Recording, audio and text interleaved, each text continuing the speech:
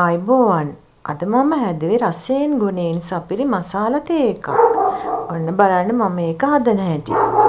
මේ තියෙන ඒක හදන්න ගත්ත දේවල්. ඉඟුරු, එනසාල් කරාඹනැටි, කුරුඳු පොතු.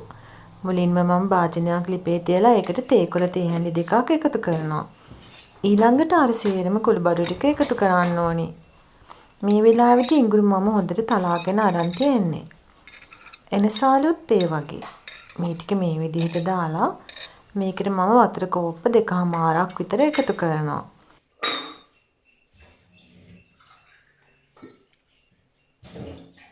අද මම මේ හදන්නේ දෙන්නෙකුගේ ප්‍රමාණය. දැන් මම මේකට වතුර එකතු කරලා මේක හොඳට උතරව ගන්නවා.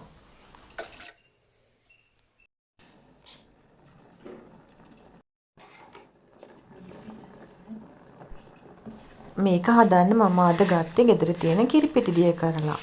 ඔයාලට ෆ්‍රෙෂ් මිල්ක් උනත් ගන්න පුළුවන්.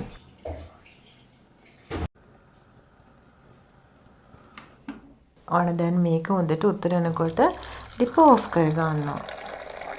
මම මේ තේ ටික දැන් පෙරාගෙන තමයි මේ අරන් ආවේ.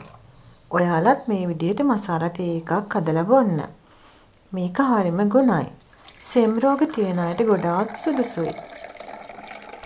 වෙනදා හදන තේ එකට වැඩිය මේක හරිම වෙනසක්. මගේ මේ වීඩියෝ එක හොඳ නම් ලයික් කරලා කමෙන්ට් කරන්න. සබ්ස්ක්‍රයිබ් කරන්නත් අමතක කරන්න එපා. ඔයාලා හැමෝටම සුබ දවසක්.